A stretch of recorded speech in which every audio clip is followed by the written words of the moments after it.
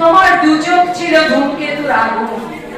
British রাজের লোহার শিকড় যখন তোমার কবজি ছিল, তারা ভেবেছিল শব্দকে বুঝি স্তব্ধ করা যায়। তারা জানতো না আগ্নেয়গিরিকে মাটির নিচে চেপে ধরলে তার দহন আরো বাড়ে।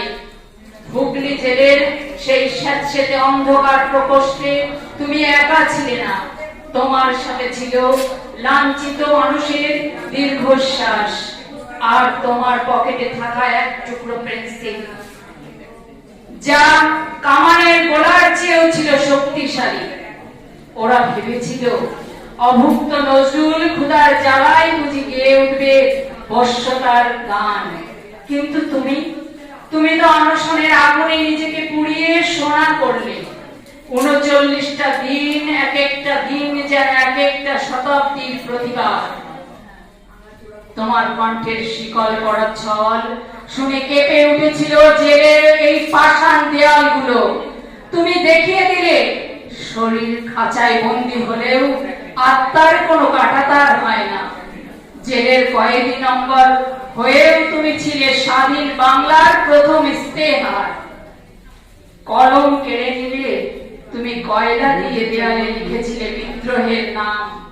সেই অন্ধকার কুঠুরি আজ আর নেই, কিন্তু তোমার সেই অবাধ্য তেজ আজও আমাদের মেরুদণ্ডে বিদ্যুৎ হয়ে খেলে চলেছে।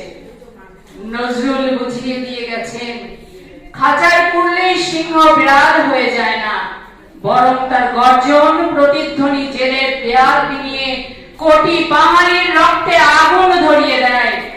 কারাগারের সেই অন্ধকার কুঠুরি আজ তীর্থস্থান, আর নজরুলের সেই বিদ্রোহের সত্তা আজও আমাদের শেখায় অন্যায়ের সামনে মাথা নত না করাই হলো আসল স্বাধীনতা।